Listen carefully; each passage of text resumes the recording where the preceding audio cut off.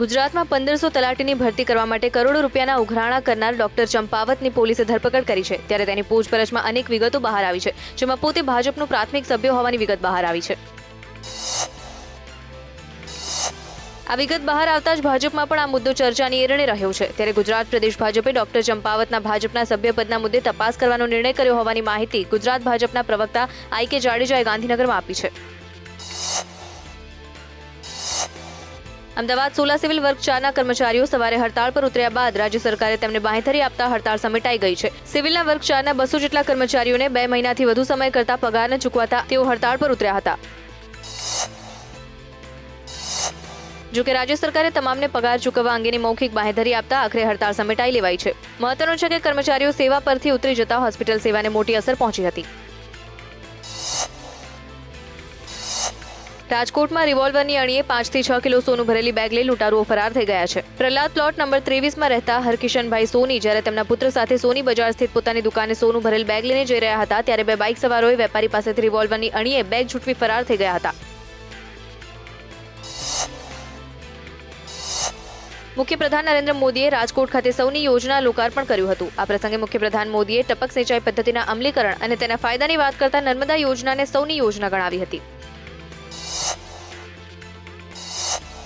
રાજકોટના રેસકોર્સના મેદાનમાં પૂર્વ કૃષિ મંત્રી દિલીપ સંઘાણીને મુખ્ય સ્ટેજ પર પોલીસે ન ચડવા દેતા ભારે વિવાદ સર્જાયો હતો અને સંઘાણીએ સ્ટેજની નીચે લોકો વચ્ચે બેસવાની ફરજ પડી હતી। આ કાર્યક્રમમાં સ્ટેજ પર બેસનાર તમામ મંત્રીના નામનું લિસ્ટ આપવામાં આવ્યું હતું, પરંતુ આ લિસ્ટમાં પૂર્વ કૃષિ મંત્રીનું નામ જ ન હતું।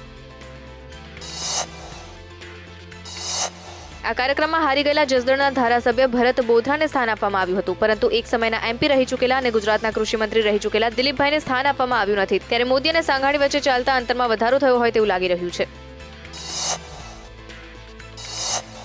અમદાવાદના વટવા વિસ્તારમાં આવેલ કચરાની ડમ્પિંગ સાઇટ્સ નજીક રહેણાંકના બાંધકામ મામલે ગુજરાત હાઈકોર્ટમાં કરાયેલ જાહેર હિતની અરજીને મામલે કોર્ટે અમદાવાદ મ્યુનિસિપલ કોર્પોરેશનની ઝાટકણી કાઢી છે। કોર્ટે એએમસીને હુકમ કર્યો છે કે ભવિષ્યમાં કચરો ઠાલવવાની જગ્યા નજીક કોઈ રહેણાંક માટે મંજૂરી આપવામાં ન આવે, તેમજ લોકોને ડમ્પિંગ સાઇટ્સ નજીક બોરવેલ બંધ કરી પીવાના પાણીની નવી પાઇપલાઇન નાખવા પણ કહેવાયું છે। મધ્યમ વર્ગ માટે એમઆઈજીના અફોર્ડેબલ 1100 મકાનો હવે નહીં બનાવાય। એમઆઈજીના 7 પ્લોટ પર હવે એલઆઈજીના આવાસો બંધાશે, કેમ કે ફોર્મનું વિતરણ કરવામાંથી માત્ર 1000 ફોર્મ જ એમઆઈજી સ્કીમ માટે પરત આવ્યા છે અને નબળો પ્રતિસાદ પ્રજા તરફથી મળ્યો છે।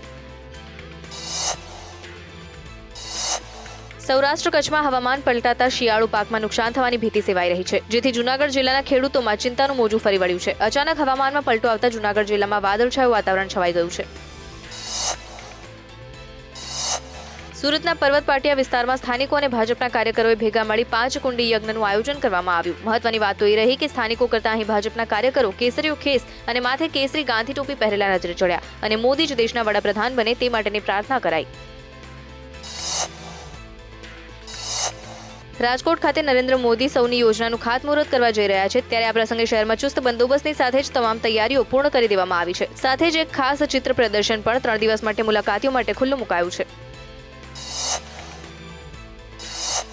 આ પ્રદર્શનની ખાસિયત એ છે કે અહીં મુકાયેલા તમામ ચિત્રો 6 ઇંચ લાંબા નખથી બનાવવામાં આવ્યા છે, જેમાં ભાજપના વડાપ્રધાન પદના ઉમેદવાર મુખ્યપ્રધાન નરેન્દ્ર મોદીની આબેહૂબ પ્રતિકૃતિ પણ કંડારવામાં આવી છે। આ ચિત્ર પ્રદર્શનીને જોવા માટે મોટી સંખ્યામાં લોકો ઉમટી રહ્યા છે।